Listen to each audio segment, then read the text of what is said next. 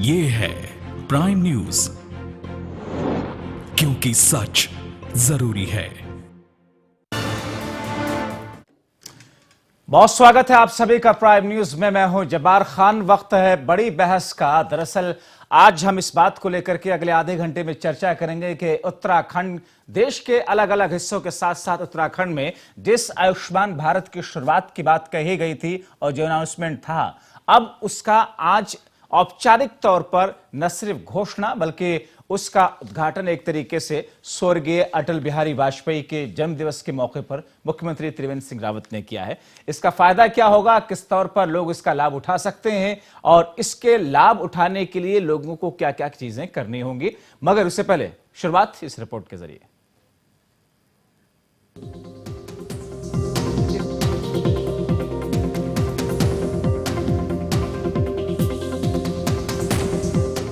लोकसभा चुनाव नजदीक आते ही राज्य सरकार बड़ी बड़ी योजनाओं को प्रदेश में लाने की तैयारी में जुटी है, जिसके चलते मुख्यमंत्री त्रिवेंद्र सिंह रावत ने पूर्व प्रधानमंत्री अटल बिहारी वाजपेयी के जन्मदिन पर उत्तराखंड वासियों को अटल आयुष्मान योजना की सौगात दी, जिससे प्रदेश के सभी लोगों को करीब 1350 बीमारियों के लिए 5 लाख तक के निःशुल्क इलाज की सुविधा मिल सकेगी। इस योजना के लिए राज्य सरकार ने 170 सरकारी और निजी अस्पतालों को निःशुल्क इलाज के लिए सूचीबद्ध किया है। वहीं राज्य के लोगों के लिए सीएम ने योजना को महत्वपूर्ण भूमिका निभाने वाली योजना बताया है। जो अटल आयुष्मान उत्तराखंड योजना है, उत्तराखंड के सभी परिवार इससे आच्छादित होंगे। इसके अलावा जो पंजीकृत पत्रकार हैं, राज्य कर्मचारी हैं, उनको भी राज्य कर्मचारियों की तरह इसमें सुविधा मिलेगी। यहाँ पर नगर निकायों में तमाम ऐसे कर्मचारी हैं जो किसी योजना से आच्छादित नहीं होते थे और जो सामान्यतः एक तरह से कहें कि जहाँ बीमारी की बहुत संभावना होती है, वो तमाम तरह की जो गंदगी होती है उसको साफ करते हैं। वो अभी तक इस योजना से वंचित थे, तमाम तरह की योजनाओं से। वो भी इस योजना से आच्छादित हो जाएंगे। मैं समझता हूं कि जो अटल आयुष्मान उत्तराखंड योजना है, ये उत्तराखंड के लोगों के लिए, उनके स्वस्थ रहने के लिए और समृद्धि लाने में एक महत्वपूर्ण भूमिका निभाएगी। इस योजना को लेकर आम लोगों में भी काफी उत्साह देखा जा रहा है। लोगों ने भी बढ़ चढ़कर कार्यक्रम में हिस्सा लेते हुए अपने अपने रजिस्ट्रेशन करवाए। लोगों का कहना है कि ये इस तरह की पहली योजना है जिसका सीधा फायदा आम इंसान को होगा।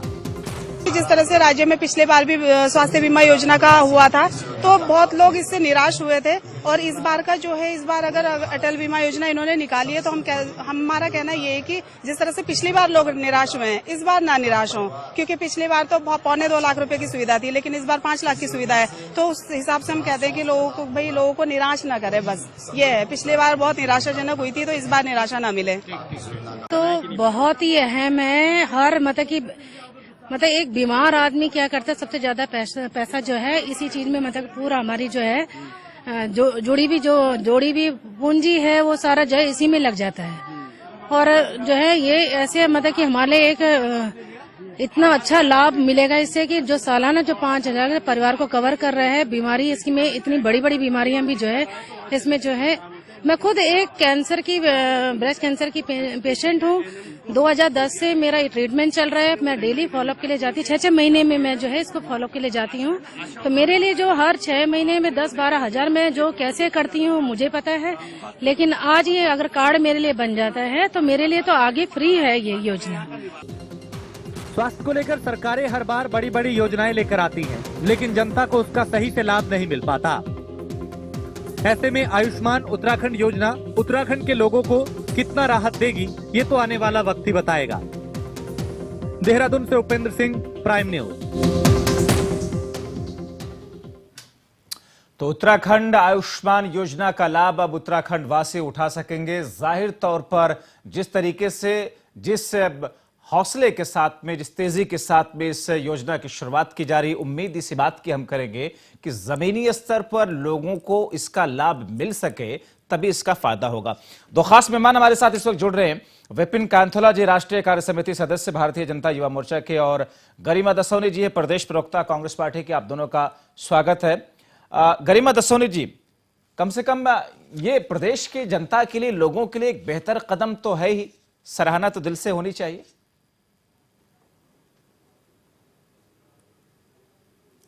देखिए जब्बार भाई, बेहतर कदम तो निश्चित तौर पर है, स्वास्थ्य सेवाओं से जुड़ा हुआ कदम है। और वाकई हमारे प्रदेश की जो भौगोलिक परिस्थितियां हैं बहुत विषम हैं, और हमारे लोगों को इतने दूरस्थ ग्रामीण इलाकों से मैदानी इलाकों में जहां अच्छे अस्पतालों की सुविधाएं, वहां तक आने में काफी समय लग जाता है, सही समय पर उपचार नहीं मिल पाता।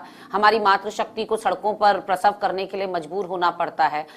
कोई मौत काल का ग्रास बन जाता है तो उसके लिए एम्बुलेंस की व्यवस्था नहीं है। तो ऐसे में सवाल सिर्फ इसलिए उठ रहा है क्योंकि अभी तक कमोबेश जो देखने को मिला है वो ये देखने को मिला है कि भाजपा के द्वारा या तो नामकरण बदले जाते हैं या पूर्ववर्ती सरकारों के द्वारा जो कामकाज हैं उसके रिबन काटे जाते हैं, लोकार्पण किया जाता है।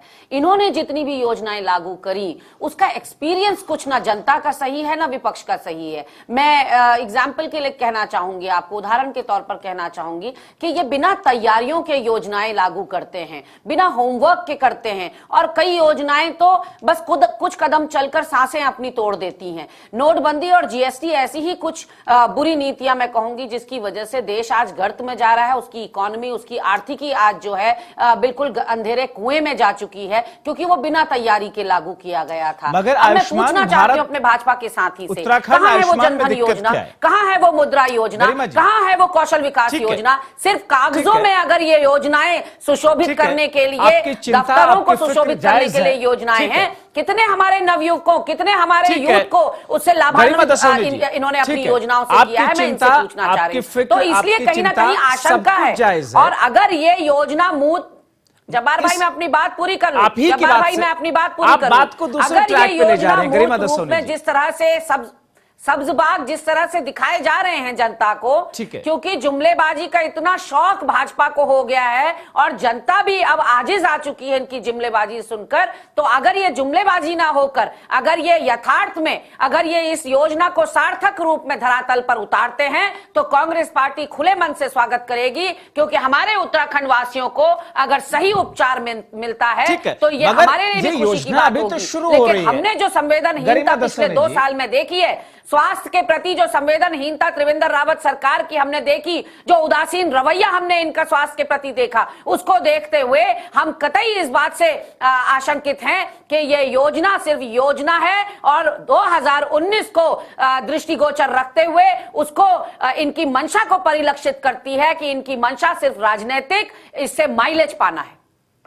ठीक है, मगर ये नीति, ये योजना अभी तो शुरू हो रही है, अभी तो धरातल पर आई ही नहीं। इसकी खामियां क्या है, दिक्कतें लोगों को कहां पर आ रही हैं, किस तौर पर उनको फायदा मिल पा रहा है या फायदा नहीं मिल रहा है, वो तो बाद में उन तमाम चीजों की समीक्षा की जाएगी। कम से कम आज इस योजना की शुरुआत हो रही है, ये तो सराहना का दिन तो कम से कम बनता है। कहा ना कि अभी तक जितनी भी योजनाएं इन्होंने लागू करी हैं वो धरातल पर नहीं उतरी, जमीनी तौर पर नहीं उतरी। वो जनधन विकास योजना, वो उज्ज्वला योजना का हमने पिटारा फूटते हुए देखा। हमने जब अभी राजस्थान के चुनाव में वसुंधरा राजे को जगह जगह गांव में चूल्हे पर रोटी पकाते हुए और रोटी खाते हुए देखा, तो वो उससे बड़ा हास्यास्पद उज्ज्वला योजना के लिए कुछ नहीं हो सकता। तो निश्चित तौर पर मैं कहना चाहूंगी कि जितनी अभी तक योजनाएं आई हैं मोदी जी के द्वारा या मोदी जी के शासित प्रदेशों के द्वारा, वो सिर्फ एक गुब्बारा साबित हुई है। ठीक है, विपिन कांथोला जी, चिंता काफी ज्यादा है, फिक्र काफी ज्यादा है, और जैसा कि अभी कांग्रेस पार्टी के नेता प्रवक्ता गरिमा दसौनी जी जता रहे थे, क्योंकि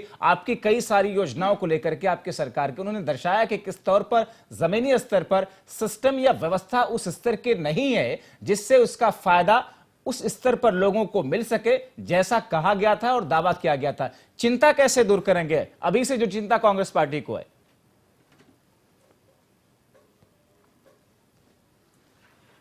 जब्बार, सबसे पहले तो मैं आज क्रिसमस के शुभ अवसर पर पूरे प्रदेशवासियों को, पूरे देशवासियों को क्रिसमस की शुभकामनाएं। आप सभी को भी बहुत बहुत शुभकामनाएं। जिस प्रकार से अभी कांग्रेस की मेरी मित्र प्रवक्ता कह रही थी, जिस प्रकार से मेरी कांग्रेस की मित्र प्रवक्ता अभी कह रही थी, मैं उनको ये कहना चाहता हूं कि कांग्रेस की पूरी टेंडेंसी ऊपर से नीचे तक क्या हो चुकी है कि केवल नकारात्मक बोलना। और अभी आज ये योजना लागू हुई है, आप देखिए देश के अंदर जब 23 सितंबर को माननीय प्रधानमंत्री जी ने झारखंड से इस योजना को लॉन्च किया था, और उसके बाद ये जो महत्वाकांक्षी योजना है उत्तराखंड में, आज अटल जी के जन्मदिन के अवसर पर अटल आयुष्मान योजना जो है, ये बहुत ही महत्वाकांक्षी योजना है।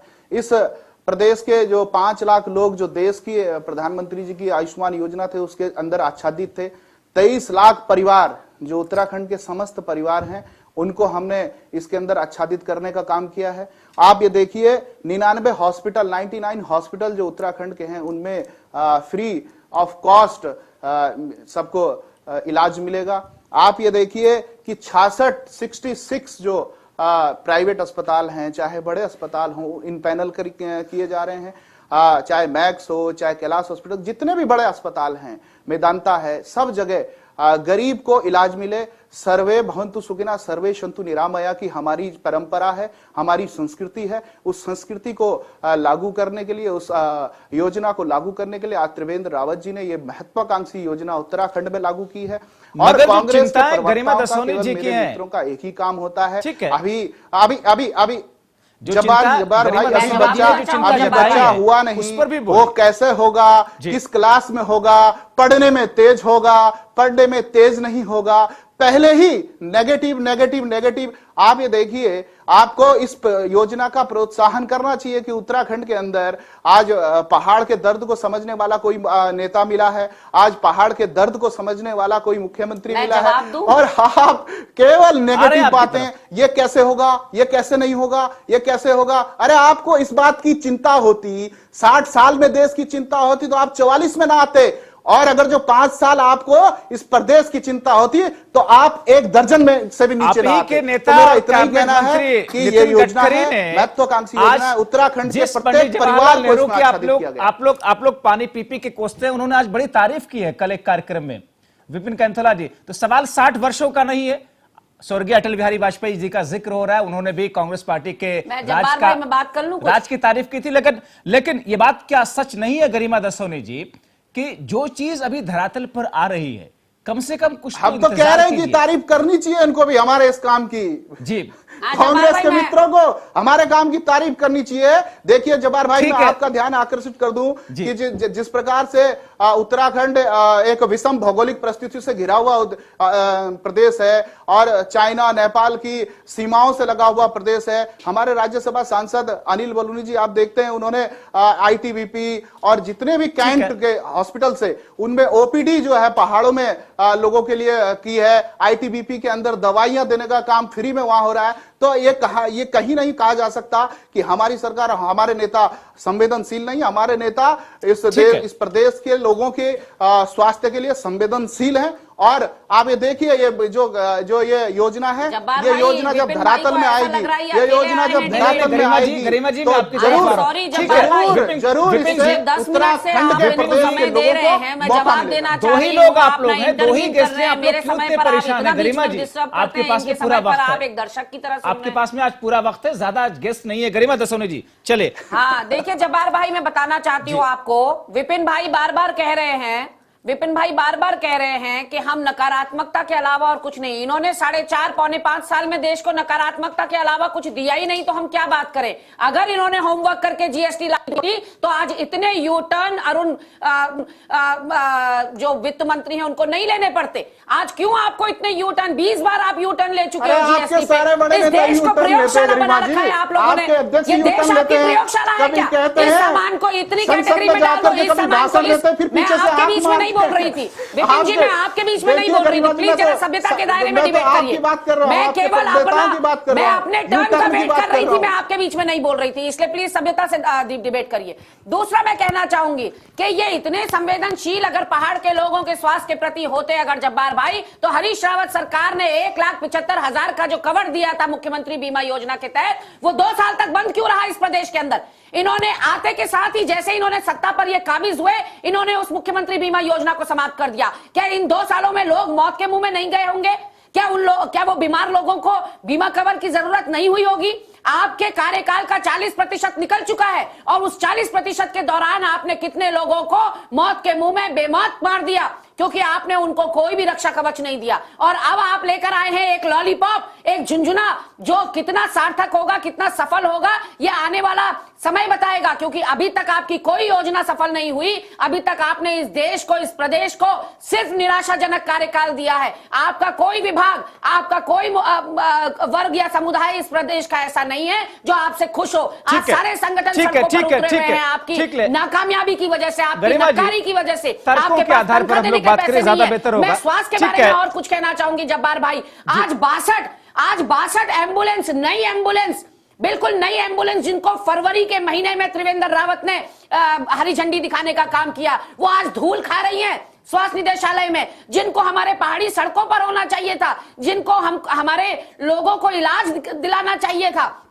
क्यों उसमें तेल नहीं है, उसमें ड्राइवर नहीं है, वो उपकरणों से लैस नहीं है। और आप ये 5-5 लाख के कवर, 26 लाख लोगों को कवरेज देने की बात कर रहे हैं। ये एक सब्जबाग दिखाने जैसा है। और वैसे ही है जैसे मोदी जी ने 15-15 लाख का वादा किया, 2 करोड़ नौकरियों का वादा किया, वैसे ही अब ये 1.25 करोड़ के प्रदेश में 26 लाख लोगों को कवर देने की बात कर रहे हैं। और दूसरी तरफ जो है वो लोकतांत्रिक अधिकारों का हनन कर रहे हैं डॉक्टरों के, उन पर जबरन एस्मा लागू कर रहे हैं, उनको धरने पर या उनको हड़ताल पर जाने से रोक रहे हैं, इसलिए क्योंकि वो अपनी नाकामी छुपाना चाहते हैं। अगर इतने काबिल थे त्रिवेंद्र रावत जी और इतने संजीदा थे स्वास्थ्य सेवाओं को लेकर, तो अपने नीचे नहीं दबा के बैठना चाहिए था 2 साल तक स्वास्थ्य विभाग को। क्यों आपके वहां कोई 57 विधायकों में कोई ऐसा विधायक काबिल नहीं है जिसको आप पूर्णकालिक मंत्री बना सकें, जिसको आप स्वास्थ्य विभाग सौंप सकें, जो छोटी छोटी टेक्निकलिटीज को, उसके लूप होल्स को, उसके ड्रॉबैक्स को दूर कर सके। आज 2 साल से ये जनता त्राही त्राही कर रही है। आपने वो पौड़ी की जो लड़की जलकर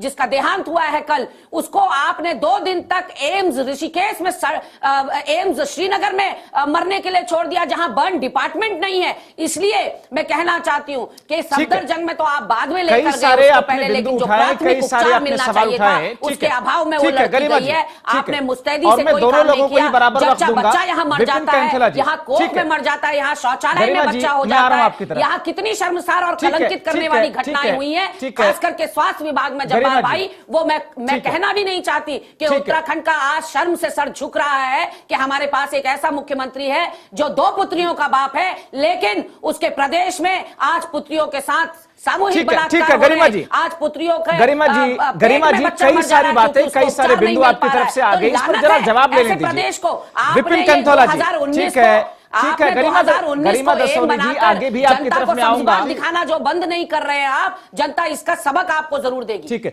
विपिन कंथोला जी, कई सारी चीजों को लेकर के न सिर्फ चिंता गरिमा दसोनी जी ने जताया, बल्कि आक्रोश भी उनमें दिख रहा है, गुस्सा भी दिख रहा है। कानून व्यवस्था का उसमें मसला है, महिला सुरक्षा व्यवस्था का उसमें मसला है, स्वास्थ्य से जुड़ी हुई चीजें हैं, धरातल पर किस तौर पर क्या चीजें आनी चाहिए थे, नहीं आए, एम्बुलेंसेस का उन्होंने जिक्र किया, बहुत सारी बातों का। जी रिस्पॉन्ड कीजिए।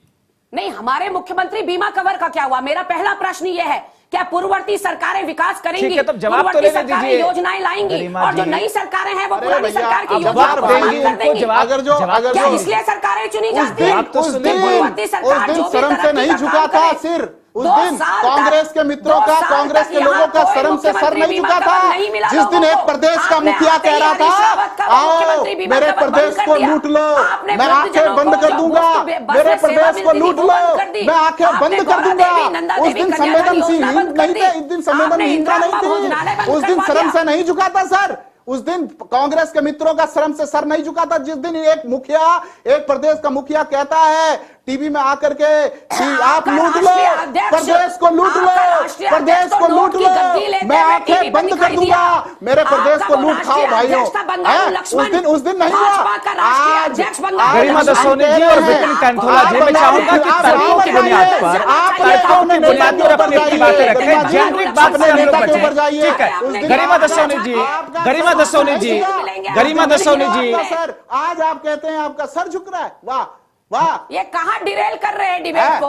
अब ये स्टिंग पे ले गए, उसी स्टिंगबाज ने इनकी खाट खड़ी कर रखी है, उसी स्टिंगबाज, उसी दलाल ने आज इनकी सरकार की खाट खड़ी कर रखी है, उसको भी ये जेल में बंद करने ले गए, वो भी बिना होमवर्क के। देखिए जब आप ठीक है, प्रदेश के अंदर विकास के काम तेजी से हो रहे हैं, अगर जो विकास के काम तेजी से न होते तो 2 साल में जिस प्रकार से आप देखिए 2 साल में जिस प्रकार से प्रदेश के अंदर निकाय चुनाव में भारतीय जनता पार्टी को बम्पर जीत मिली है। भारतीय जनता पार्टी के निकाय चुनाव में जिस प्रकार से जीत हासिल की है वो दिखा देता है कि 2 साल में प्रदेश की जनता ने मुहर लगा दी है त्रिवेंद्र रावत की सरकार में। भ्रष्टाचार बिल्कुल बर्दाश्त नहीं है इस प्रदेश के अंदर। और आप कह रही है जिस प्रकार से आपकी जो योजना थी, आपकी जो 2 साल की योजना की बात कर रहे हैं आप मुख्यमंत्री आवास की, आपके बीमा धन की, तो हमने दलालों को निकाल दिया है। कोई भी बीमा कंपनी इसमें इन्वॉल्व नहीं है, सीधा सरकार इसको संचालित करेगी, सरकार इसको धरातल में लाएगी और सरकार धरातल में ला करके प्रत्येक परिवार को ये जो आयुष्मान जो अटल आयुष्मान योजना उसका लाभ मिलेगा। अटल जी के नाम की केवल वसूली हो रही है, हमारे अटल जी के नाम की केवल वसूली हो रही है। हमारे नेता है, हमारे नेता हमारे अटल बिहारी वाजपेयी के नाम पर जिस प्रकार से आयुष्मान भारत की योजना है वो धरातल में आएगी, वो धरातल में आएगी। क्या नौटंकी आप लोगों ने की? और देखो जब्बार भाई, मैं कहना चाहता हूँ अपने कांग्रेस के साथियों को कि आपको उस दिन आपका सर झुका नहीं जिस दिन प्रदेश के मुखिया कह रहे थे कि मेरे प्रदेश को लूट खाओ, मेरे प्रदेश को ले जाओ लूट करके। मैं इतना ही कहूंगा कि ये लोग केवल नेगेटिव बात करते हैं, ये लोग केवल नेगेटिव बात करते हैं। अभी योजना लागू होने दीजिए, आप लागू होने दीजिए। देश के अंदर देखिए, देश के अंदर आप आज देख सकते हैं कि जी किस प्रकार से महागठबंधन कभी होता है, कभी नहीं होता है, कभी होता है, कभी नहीं होता है। केवल एक मोदी को किस प्रकार से देश से किस प्रकार से मोदी को देश के अंदर देश की छवि खराब की जाए, प्रधानमंत्री की छवि खराब की जाए, यही काम कांग्रेस के प्रवक्ताओं का है, कांग्रेस के लोगों का यही काम है। मैं केवल इतना ही कहूंगा गरिमा जी को कि आपको इस योजना के लिए आप जाइए, आप सब लोग जाइए धरातल में जाइए, उत्तराखंड को आप सब लोग धरातल में जाइए और इस योजना का सहयोग करिए, अपने लोगों को भी कराइए। आपको पता चलेगा कितने सारे उत्तराखंड के लोगों का, सारे उत्तराखंड के परिवारों को आप कराइए। देखिए जब्बार भाई बोलने दे नहीं रही है, अभी हम उसको कह रही थी। सवाल इसी बात को कह रहे हैं कि क्या हम अपने तर्क या कुतर्क के बुनियाद पर एक दूसरे को सिर्फ नीचा दिखाने या उनको खामोश कराने में सारी एनर्जी लगा देते हैं। काश इस एनर्जी का इस्तेमाल जमीनी स्तर पर उन योजनाओं को लागू करने में लगाए तो बेहतर ढंग से उसका फायदा मिलेगा। आप दोनों मेहमानों का, गरिमा दसोनी जी और विपिन कैंथोला जी, बहुत शुक्रिया। मेरी मजबूरी यहां पर इस प्रोग्राम को वाइंड अप करना, मगर एक बेहतर योजना जरूर है, मगर जनता को इसका लाभ पूरे तौर पर मिले इस बात की उम्मीद हम रख रहे हैं और व्यवस्थाएं भी ऐसी होनी चाहिए। छोटा सा ब्रेक, खबरें जारी।